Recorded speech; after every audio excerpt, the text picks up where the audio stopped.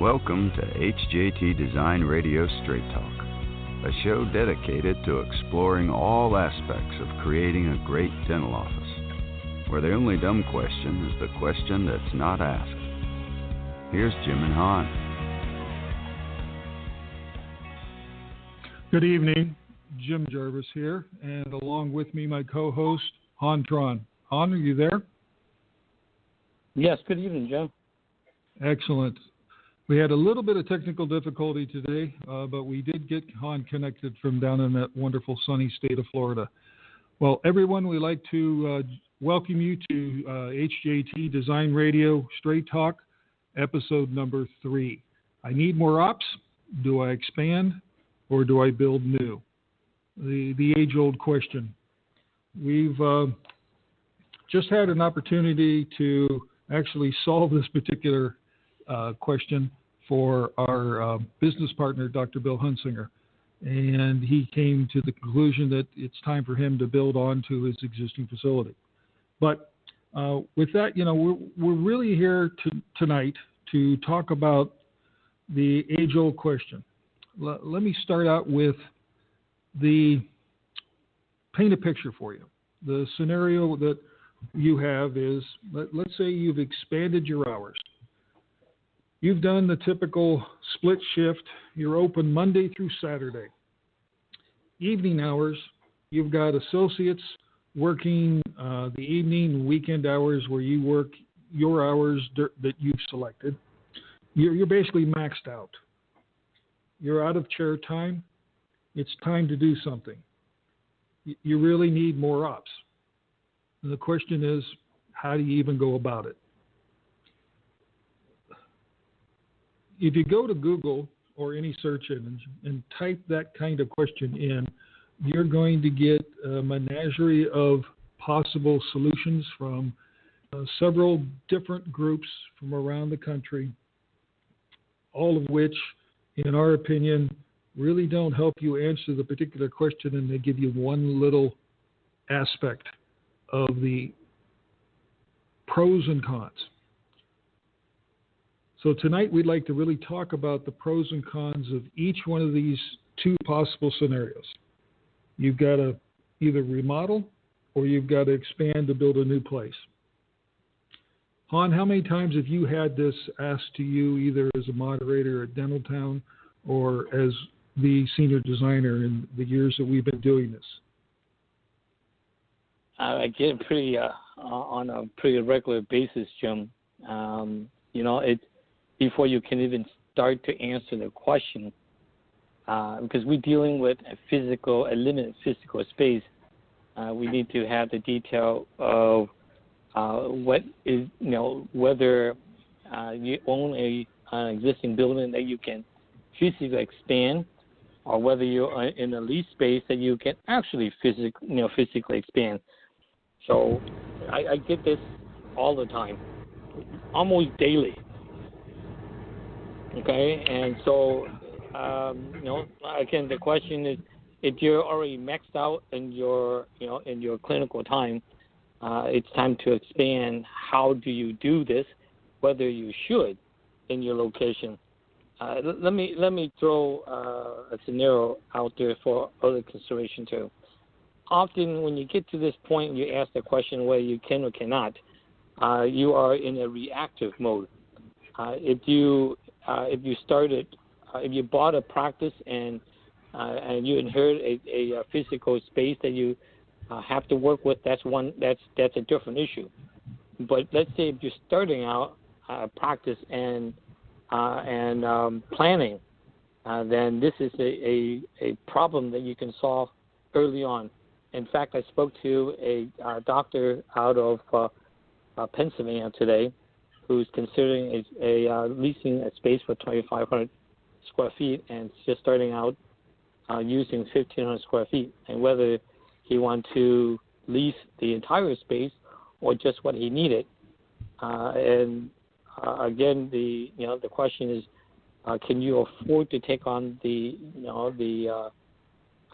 tab for the entire 2,500 square feet so that you can have that reserved 1,000 square feet of space for future expansion, or you take the entire 2,500 square feet and design it for the for the final outcome with the maximum chairs that you need, and only use what you need to start out with. And I find that would be the smarter choice. So again, it's easier when you start out and plan it that way for future expansion, than to approach the expansion question after once you maxed out and don't have the room and don't have the option to expand. Well, exactly, Yep. and we, obviously not everyone has the advantage of being in that position where their particular practice design allows them and was planned for future expansion. So it is a reactionary kind of situation. So you've really got three or at least two areas that you have to analyze. First of all, if you're in a lease arrangement, then you have one set of criteria and questions you're going to have to go through. And then if you're in an own situation where you physically own, then you have another. And then in that, both of those scenarios have the other option, and that other option is I need to build new. But it doesn't mean I need to build a new few ops. I need to build a new building and move to that particular new location because where I'm at doesn't make sense. So when you look at the lease option, let's say you're leasing your current space, and there is the potential that you can take on additional space beside you, lease it from your landlord, whatever particular reason it's available. Then you can look at the particular numbers of what that lease is going to cost, what they're going to be able to give you in the way of potential build-outs, just like you did when you leased the thing originally. And then also, what's it going to do to your term? You've got to really understand that when you go to lease this new space, it gives your current landlord the opportunity to basically tie you down for another bunch of years. And that could be another 3 years, another 5 years, another 10 years, when maybe you're in a position that you've been in your space for 8 years. You're coming up on, in 10 years, I'll be out of my current lease, and then I have the negotiation power to either re-up my lease and potentially expand, or maybe it's time to make that particular move. Let's go over to the next, and that's you own your particular building. Well, if you own your particular building, then you have a whole set of other options and possible issues that you have to look at. And those issues would range from everything to, do I have the physical property, square footage availability that I can actually build a new operatories, whether they're going to be hygiene operatories or whether they're going to be general practitioner operatories, that doesn't matter. It's, do you have the ability to physically build that square footage on your land? Does that mean you have to tear down something beside you? Does that mean you have to encroach into some areas that, for example, that are currently parking lot? Well, you may be able to do that, and you may not be able to do that, because if your current building was designed with just enough parking to meet the zoning requirements and just enough parking to meet your particular needs for your practice, and that we talked about that in one of the last shows. Obviously, you need parking for your staff, you need parking for your patient load, and you need parking for the next patient who's lined up to come in after that patient. So that kind of dictates the number of parking spaces you needed. So you get into a catch-22 scenario where you're actually saying, well, I've got additional area where I can build into that parking lot, but then you take away parking. Do you have the ability to replace that parking?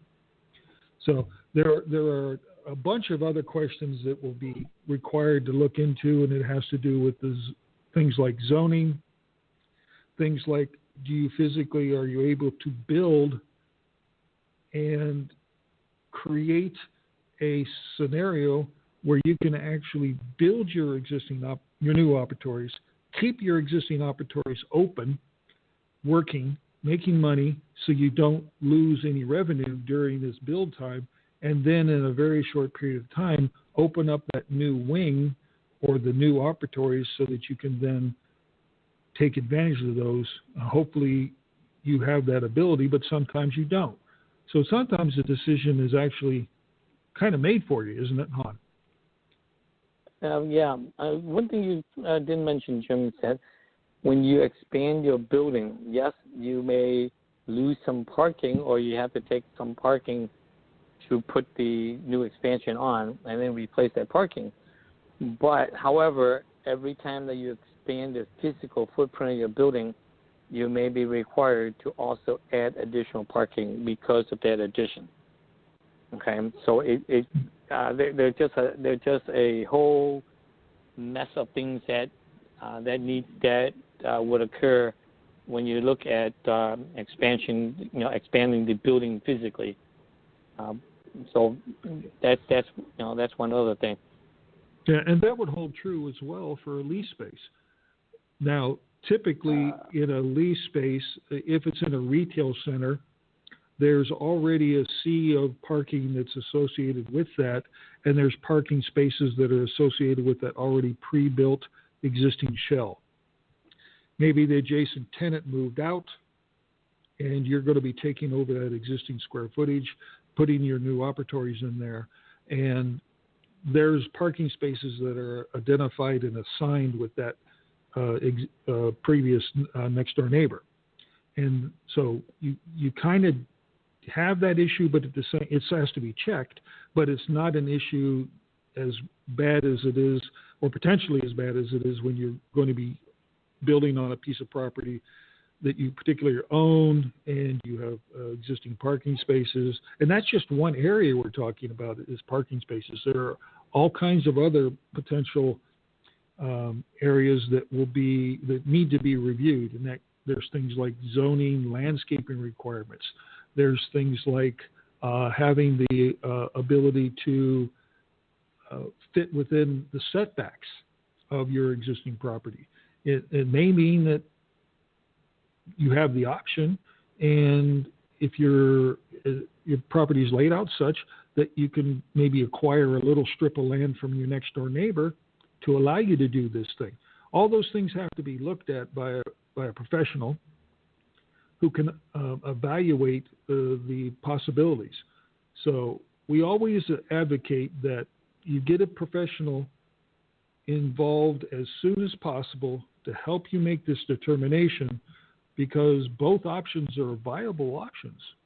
Expanding where you're at or building in a new place or building where you're at are very possible options. But then you get into the whole idea of, well, okay, it doesn't work, or it works but it's messy, or it works and I have to shut down my practice for so many whatever days or weeks, all of which are financial no-nos. You don't want to do that. We always advocate that you look at this from the business side as much as looking at it from the architectural design practice side, because both have to work. Because when it comes down to it, you're in the business of doing dentistry, and you're in the business to make money. And that those operatories, whether it's hygiene or general practice, they make money. That's how you make the money for the particular practice, and you've got to keep them open. Now, the other aspect that it needs to be talked about, Han, is size. Normal size of an operatory is? Yeah, it ranged between 8 by 11 or 10 by 11. Jim, let me step back a little bit about the lease space and retail strip. When you expand, in my opinion, you are somewhat at a disadvantage in dealing with the landlord because you need space, and negotiating for the additional space and stuff like that. It's not our area of focus, but it could be a big challenge for you. It's rare that I'm participating in a lot of discussion about this expansion and so on, And we have not, or should I say, I have not heard too much about from other participants that they actually assume the entire adjacent space. Let's say you only need 500 square feet for additional clinical space, basically around roughly 4 to 5 additional operatories, and your adjacent neighbor is a 1,500 or 2,000 square feet space. The landlord would rather lease you the entire space because it's a little easier for him or her than to cut a little piece out for you. We only run into the expansion scenario where it was perfect. In this case was a condo where the doctor owned his own, and then the adjacent space became available for him to purchase and expand. The area was perfect because his existing space is only 1,250 square feet, and he needs 4 more operatories.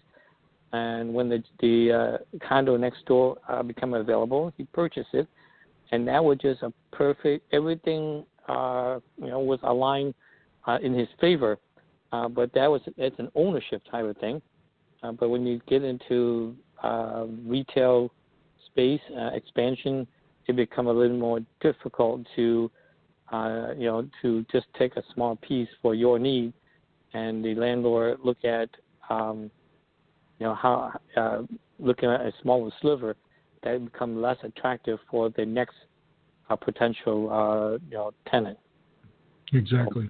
And always, if you have a question out there and you'd like to ask either myself or Han, please feel free. Call in. The guest line number is 657-383-1442. And like Han always gets to say, you don't have to use your real name. We'd be glad to hear from you. And obviously, that's why we do this.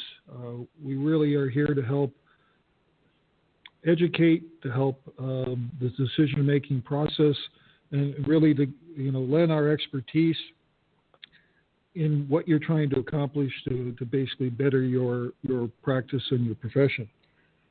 Well, with the lease space, you brought out an important point, and whether it's you're doing a lease of an existing space that's adjacent to you, you're right. The landlords do not like to just carve off a little. Let's say you wanted one op more, 300 to 400 square feet worth.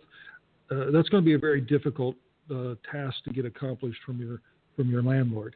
They'd much rather give you off that whole adjacent space and tie you down to a much longer lease, so that it's something that they're not left over with something that's really kind of unleasable to them for maybe the next tenant, because they're in a business to keep that thing leased up. So that kind of weighs into the question, okay, I can't really expand where I'm at. I need to look maybe another point. I need to look and build a new place. The other aspect of Jim? Go ahead. Yeah, go ahead, Lon. Jim, in dealing with that, because sometimes you have to, whether you're in a medical office building, a commercial office building, or a retail strip, you have to ask the question. If you are looking at expanding and there isn't, the space next to you isn't available, you have to look at every possible scenario. And here's one, because we ran into this a couple of times, and it's a little bit radical, but it can work. Let's say if there is a vacant spot that are comparable to the size that you're hoping to have available within the complex, whether it's in the medical building or in the retail strip. I never look at never dismiss that potential or that option to relocate. You're still in the same building or the same complex, but it allowed you a larger space that you need, You can still practice until it's built, but you have to do some really, really fancy negotiations so that you're not running, you're not flipping a big tab for another rebuild or another practice where you're still running your existing. So you are relocating into a larger space, still in the same really same building, but the term of the lease and stuff like that probably could negotiate it differently so that allow you the space, the size of the space you need, without having to be thinking about a brand new building or just simply work with what you have. And we've run into that, Han. We've run into that in situations in a more urban environment where, for example, city environments like Chicago or large cities like that where real estate is at an unbelievable premium, and really the only thing you will be doing is looking at maybe moving from one floor to another floor within that particular complex or that building, or moving from one area to another area to be able to get extra square footage. So it varies, and it varies greatly upon how you want to look at the best solution to be able to expand. Now with the expansion side, and there's always the financial side of this. The financial side of this is you're going to be, are you financially prepared to do this? One of which is, hopefully, like you say, the scenario is you're maxed out, you've run out of chair time, and you got to do something because a new patient calls in and you can't get him into a chair for 2 weeks. Well, that's deadly when it comes to patient retention. They'll go to someone else and be able to be in position to be able to get them in sooner.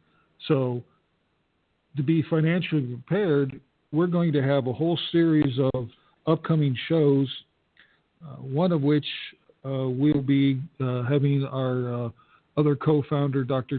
Bill Hunsinger, will be on as a special guest, and you'll be able to pick his brain, and we're going to pick his brain over the airways here to be able to talk about financially being prepared from a dentist's point of view as a businessman or a woman, that you're ready to be able to do this, and how do you best accomplish this so that you hit the ground running and are able to move forward quickly with moving into the particular new space, whether it's an expansion of where you're at or whether it's a new build moving on a new place. So let's jump into the scenario, Han, that we've gone through all the particulars. Your lease is up, or your existing facility is just maxed out. You can't build anything more. You're a dentist, and you are just trapped. I can't get patients in. I've got too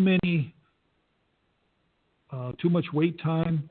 They're past that 2-week period, and I really need to do something. And so it falls into the realm of, okay, I've got to build a new place.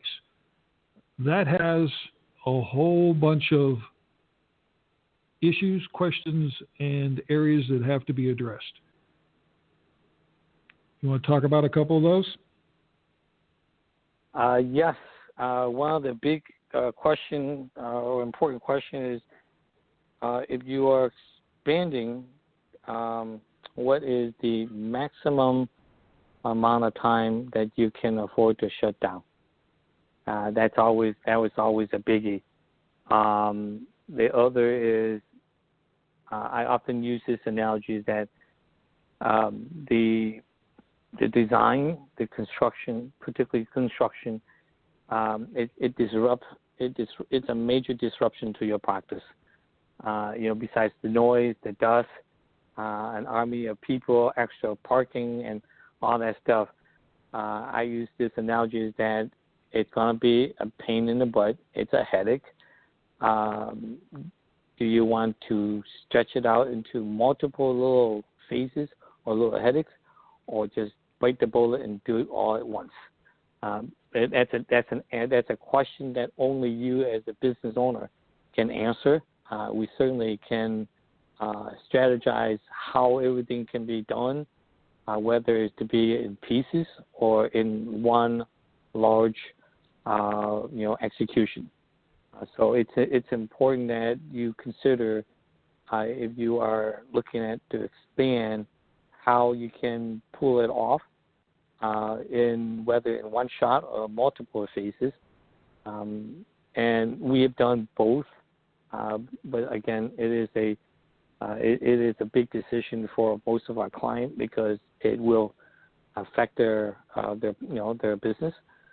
We had done project where it is phased in a way that I think it's kind of lucky that it just happened that during the major holiday, the dentist took a long vacation that allowed the practice to be shut down, tied together, and then the construction continued.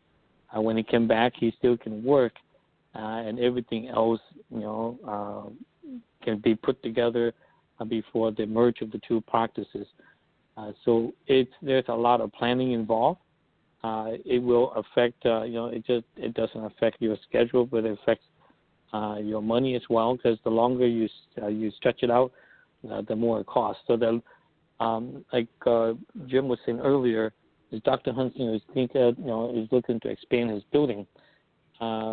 Typically, we see costs in construction costs for new construction run around high 200 to about 300, with a little give or take. This particular expansion, Jim, correct me if I'm wrong, it's going to run past over $400 per square foot, isn't it? For build? Yeah, actually, the exact number hasn't been defined, but it is something that is going to be higher than the normal. And the numbers that you just used as an example vary from area to area and yes, region to region around the country.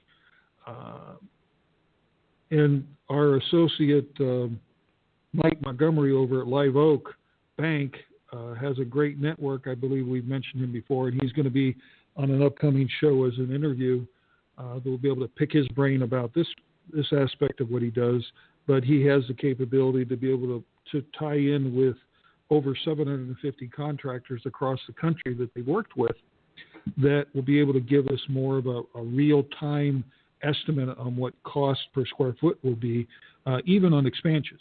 And Han, what you were just describing was expansion is not the new build yet. Expansion to your existing space. Expansion to your existing space will cost more than typically. We've seen that it costs more than buying something new. Building a new building, for example, and it basically has to do with the idea of size. You've got to mobilize your contractors. You've got to mobilize the crews out there. That all takes time. So for them to build a couple operatories at 600 or 700 square feet, they're already out there. If they're already out there and mobilized in a new project, in a new build, you don't have to pay that cost if you're going to, you can spread it out over, let's say you want to do a 10 operatory building.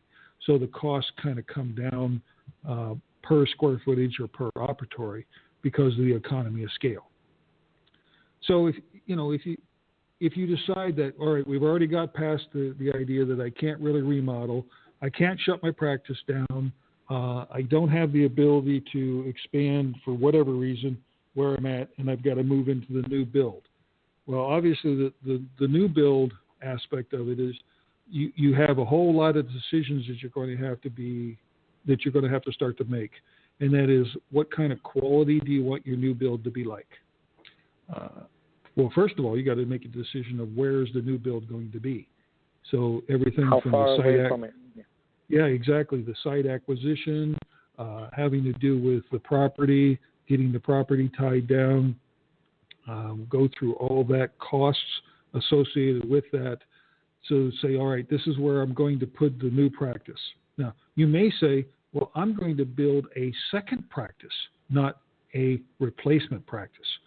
So that is an option, and that's actually a very viable option. You may say, okay, let's take the staff, let's set up the scenario where the doctors are able to cover two practices now as opposed to one practice.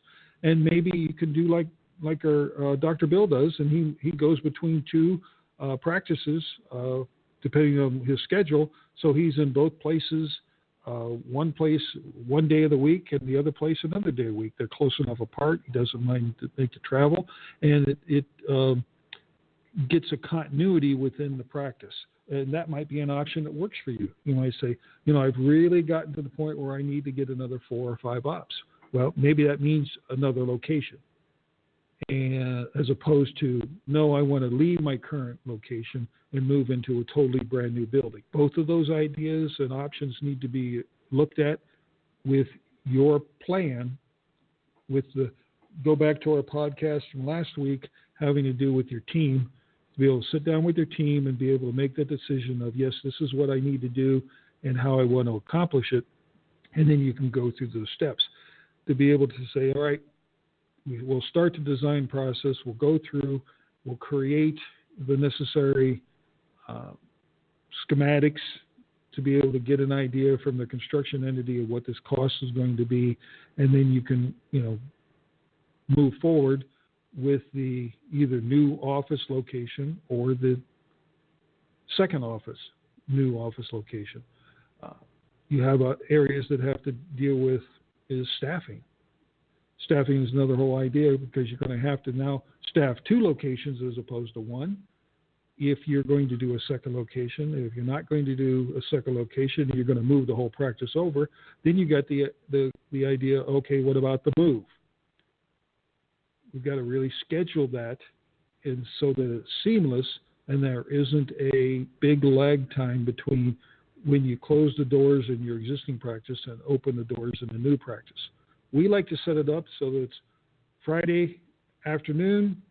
You shut your doors maybe early if you work half a day on Friday, and by Monday morning, you're seeing new patients in your new location. That's the perfect scenario. And it is possible. We've done it, haven't we, Han? Yeah. Yes, we have. Actually, Jim, that is a the satellite office nearby, a few miles, certainly will resolve clinical space requirement. But it should be thought out carefully, so that you don't multiply your management issues. But it certainly is a viable option. Well, exactly right, because you're looking at 2 of everything. You need 2 sterilizations. You need 2 labs. You need literally 2 of everything that support those additional operatories. So you got to weigh that against, okay, does it really make sense to do 2 of them? Will I be able to expand my potential client sphere to be able to get more clients because I've got 2 locations? We all know patients don't like to travel. They want to basically be as close as possible. Everybody wants to park by the front door and have a covered parking space to be able to get to your front door. So to be able to say, okay, taking your practice and breaking it into 2 satellite locations, or 1 main and another satellite location, has that advantage to being able to expand that sphere of potential client base. But you're right, Hod. It's exactly true. You've got 2 of everything, and those 2 of everythings are expensive. Jim. Actually, those are basically the same question we ask when we expand in the same location. Okay, because sometimes they depend on the layout of the existing office. You may not be able to cleanly blend them together so that so that they function like it's a single practice that was designed like that from originally. So sometimes you have two sets of equipment because it's the cleanest way to do things to expand the facility. There's of course you have to work with the limitation that you have at hand. But again, when you look at whether to expand or to move, the question, the exercise you should go through is the feasibility of whether it can be pulled off successfully, whether it financially makes sense, and that way, and then you can make the decision whether to stay, expand, or to pack and go and build new. Exactly. And again, go back to last week's podcast having to do with the team, because all those team members are going to be vital in helping you to make the determination of, am I really able to do this? How can I do it? That core team is going to be crucial as you begin this thought process of, well, do I build, expand where I'm at, or do I build a new location? Is it a satellite location, or do I build a totally new facility and move everything over there? Here's another coordination nightmare that we've run into before. Obviously, your existing practice each operatory has its core pieces of equipment, including the chairs. Now, that equipment needs, let's say that you own that equipment and you want to take it with you. Well, there needs to be time set in the schedule so that that equipment can come out of the existing place that you have and move to the new place, installed, connected, and hooked up, and ready to go for when you open the doors on Monday. Sometimes it's not an easy task. The big one, Jim. Yeah, that's a big one. The big one is the pan unit, exactly. Which is it's not like your chair where you can take from one facility to the next, plug it in, and hook up all the tubes and what have you. Some of your equipment need to be tested, calibrated, inspected, and certified. And one of them is your panoramic machine. Again, time and scheduling and coordination done appropriately and timely would allow you to have a smoother transition from whether expansion into a new space or move into a new space, because it would be a nice surprise, or should I say a rude surprise, to find out that you had moved everything, you're ready to go, but you can't use your pan unit because it had not been been calibrated, but it have not been certified. Exactly, and we'll talk more about having the right kind of construction entity as part of your team in one of our upcoming episodes here, because the core of this is that construction entity needs to really understand dentistry and how you work and how these pieces and parts have to work together so crucially, because you can't just go through life doing, 2 or 3 days worth of, I don't have this piece of equipment up and running, but I'm going to try to, struggle my way through it. No, that's not how it works. Dentistry needs to have everything functioning. You have to have it working and functional so that you can do what you need to do with your patients. It'd be like trying to, build a building with only one arm. It's impossible. You really need to have all of your equipment up and running and functional, like you say, tested and certified. Everything from your pan to having all your certifications in place, things like med gas and all that stuff up and ready and going, so that you can physically open those doors on Monday morning and seamlessly jump into the new practice.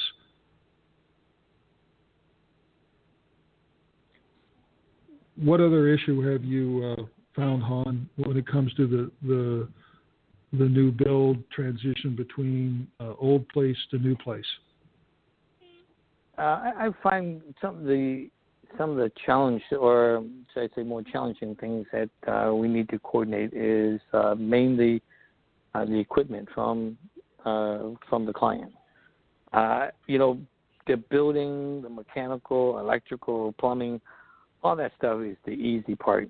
Our engineer can handle their discipline, the basic building stuff quite easily.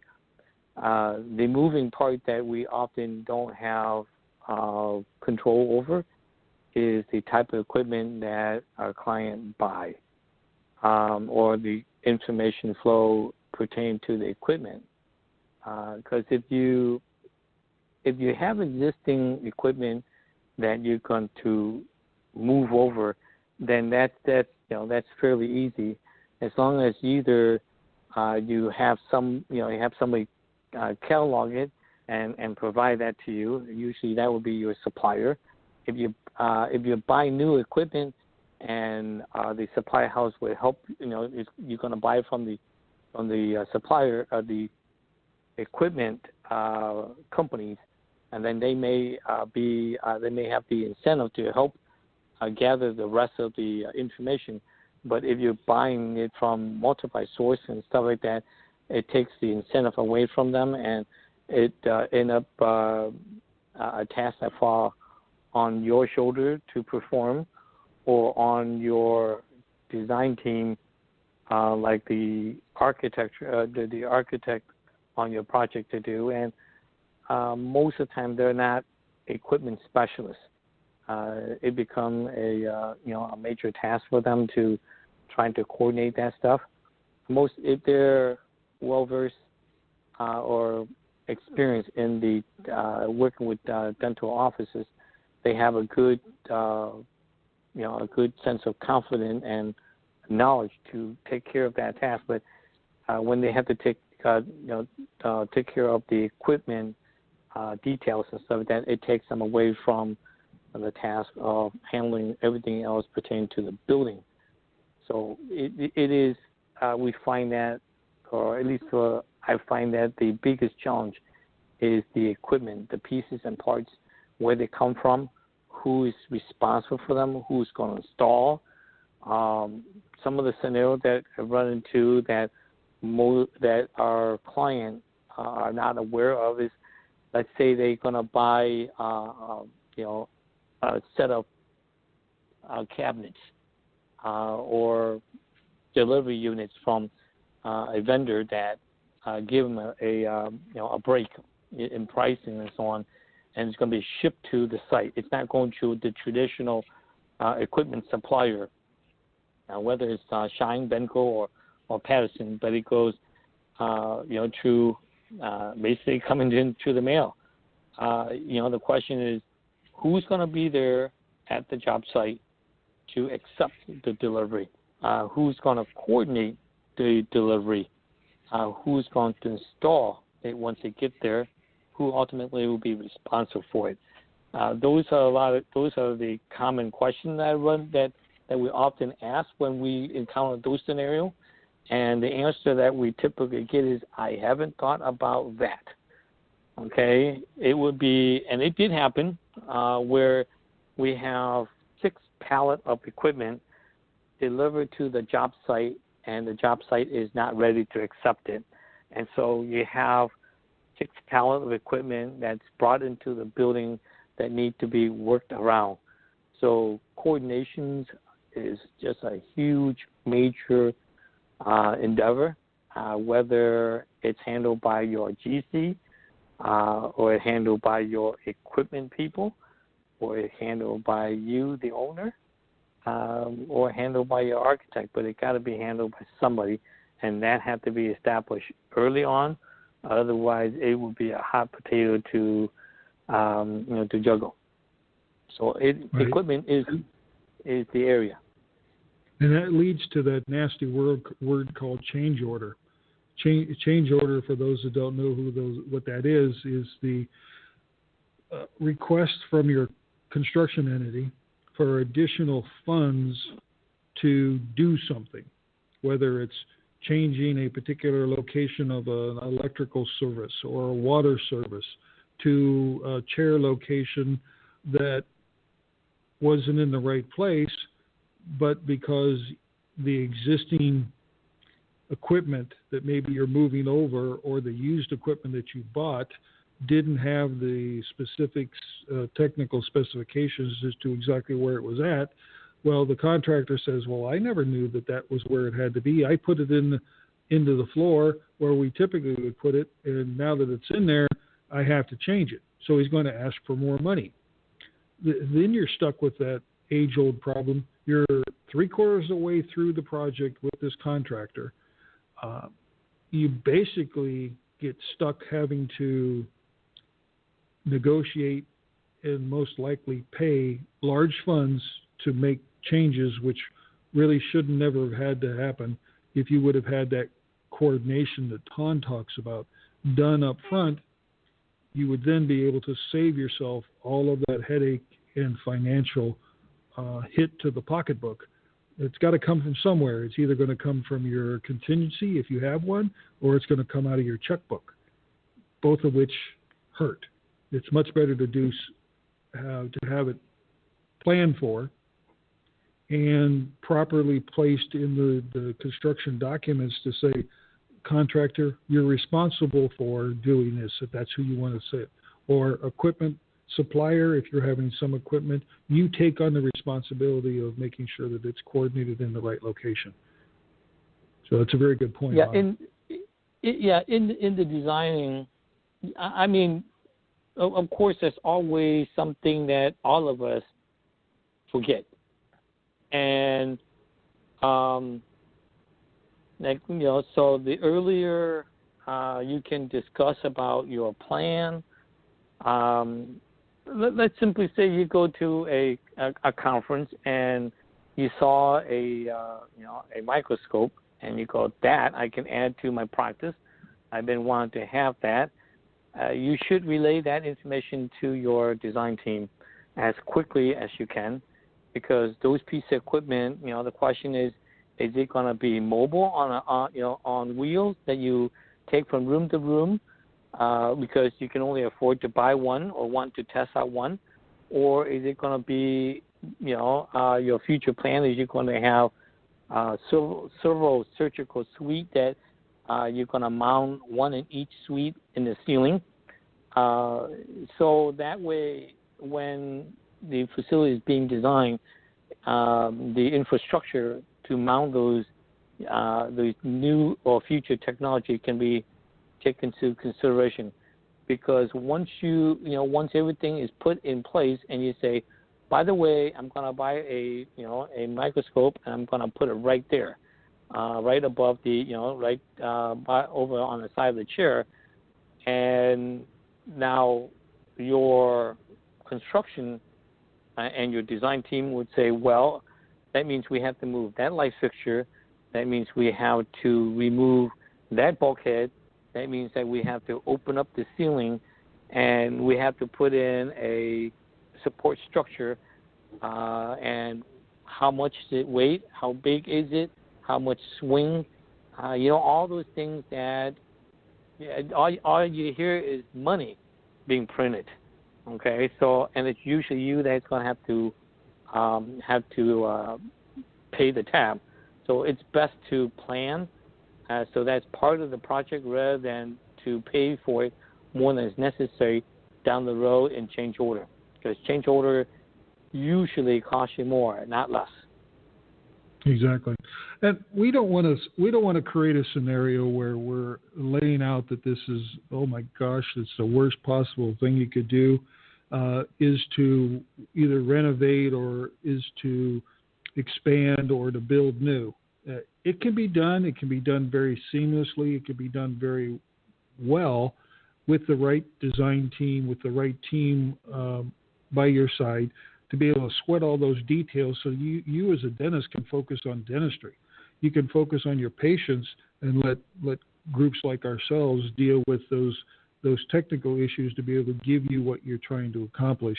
But it is crucial that there is ultimate coordination and communication between all the core team members so that you have all of these kind of little things done before construction happens, whether it's a renovation, whether it's a addition, or whether it's a new build. It's crucial. Without that, you do open yourself up to a whole lot of possibilities of extra costs.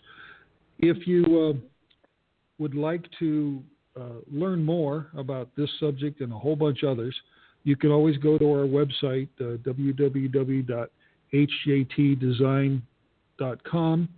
There's just a wealth of information there to be able to go over everything plus more of what we talked about tonight. Obviously, if you have a question in the last, we've got about 10 more minutes to our show here tonight, you can call in at 657-383-1442, and we'd be glad to answer your question on the air. The other aspect, I think I did mention that a few of our upcoming episodes, next week's episode is going to be regarding designing the office. Who does what? Really, what do you expect from your architect, from your designer, and from your equipment company? So we're going to go through that in depth as to what those three entities should provide to you and how it fits into the overall process. With that, that'll be the fun stuff. Yeah, that'll be fun stuff. With that, I'd like to open it up to Han in regards to what's been happening on Dentaltown last week. What was one of the hot topics? There was an interesting discussion, namely on. I thought it was interesting because it's kind of a relatively new topic for me. Work surfaces, your work counters. No, I'm not new to the topic in work counters. I have a great idea, and I probably can talk to you until your ears fall off about it. But the material copper was brought up as a possible material for for your sterilization work surface, and it was expressed that because copper has antimicrobial qualities. I thought was interesting is that often when I think of work counter, if you want to go to the bulletproof material, you go to stainless steel. Okay? Now we are talking specifically your sterilization area. So you're not talking about doing something that are occurring in HGTV hot material, granite. But I've always thought that you can take stainless steel and form it, shape it, just like what you see in kitchen setup. It's very durable, very easy to clean. You can make it almost as long as you want to without seam, because you can weld the seam and grind it down and all that stuff. So that would be the material that I would go to if I want to make it more industrial, more durable, other than plastic laminate and possibly solid surfaces. But copper was an intriguing material. The only thing that I can think of is cost. Why do people don't use copper for work surfaces or copper, period. It's because of cost. But the antimicrobial was intriguing.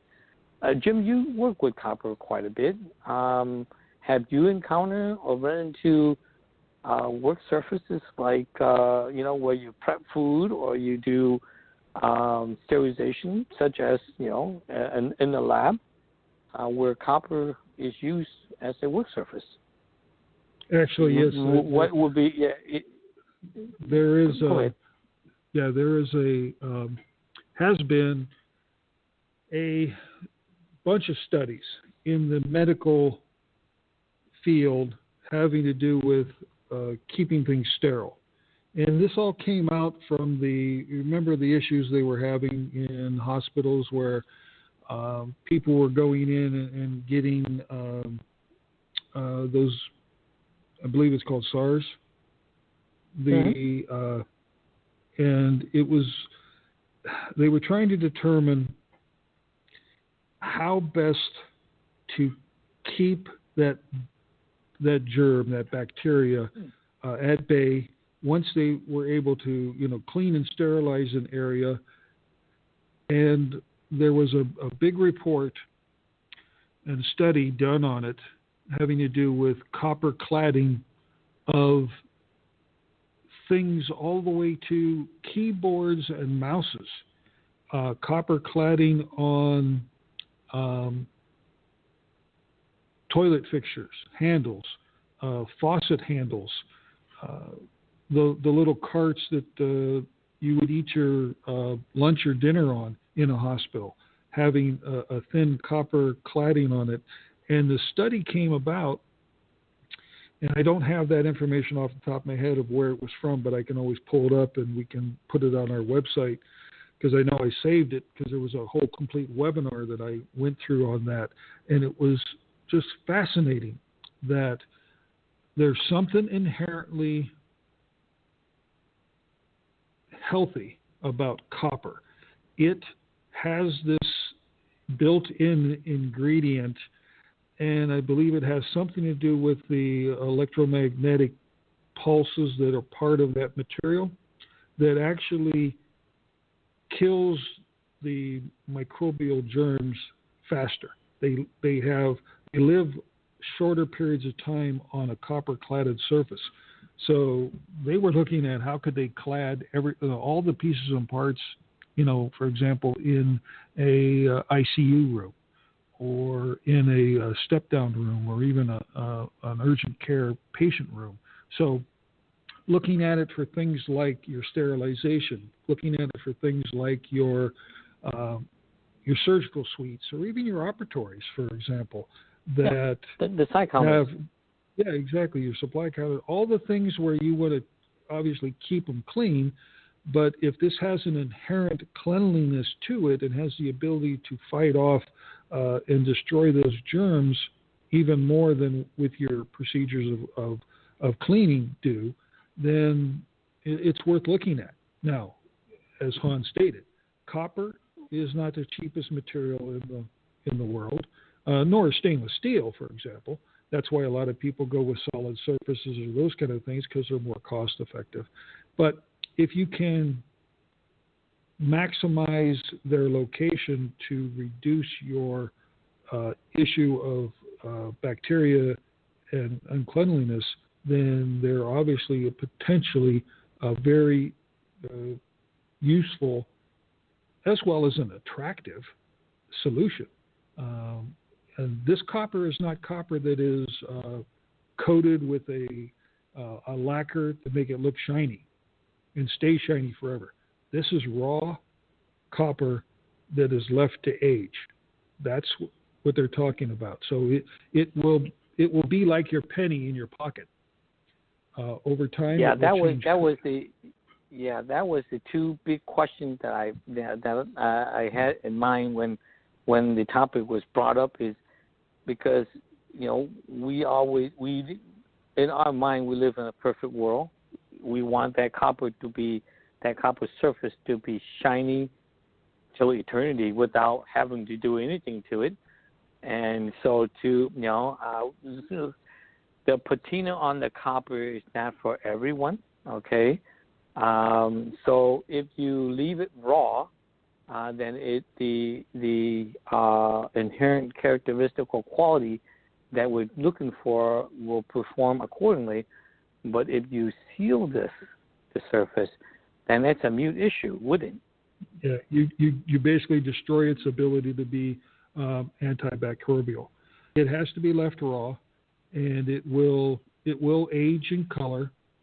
It because it's interior is what we're talking about. It's never going to turn that beautiful kind of bluish green. Green. That comes from the acids that are in the environment exterior.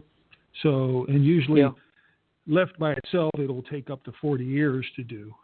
So it'll never go to that point, but it will turn like a penny. It'll darken. It'll show.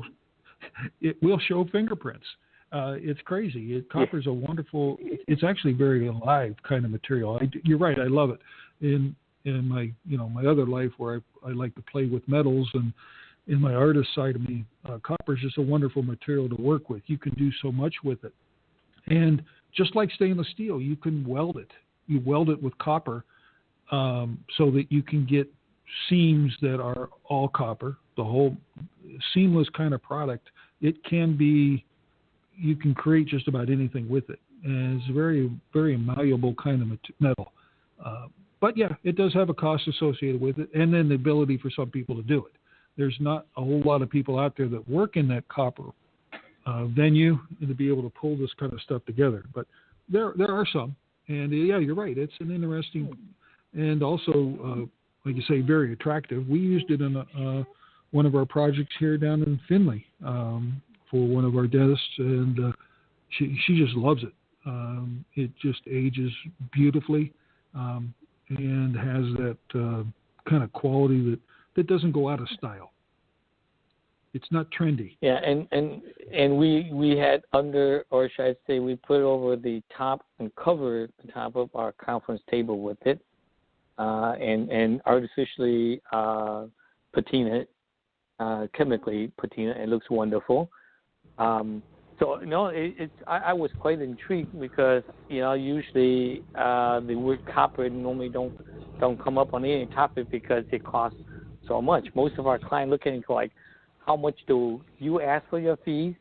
And on the same breath, you wouldn't hear them go, I want to clad everything in my building in copper.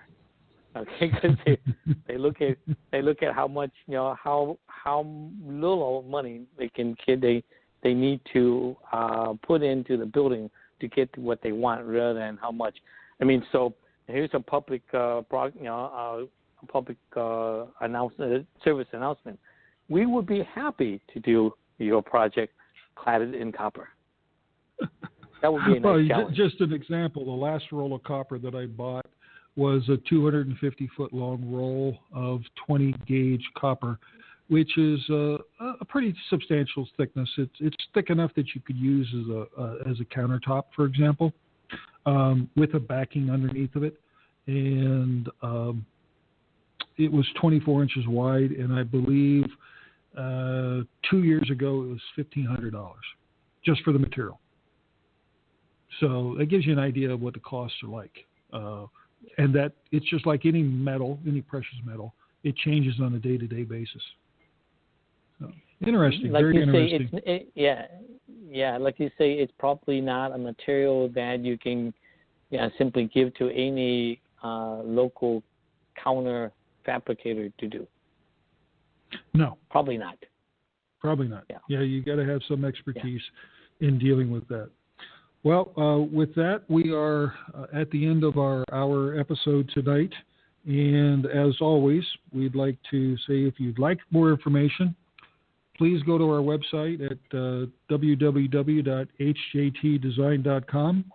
Or if you'd like to contact us after the show or sometime during the day, you can get us at 1-866-213-1268.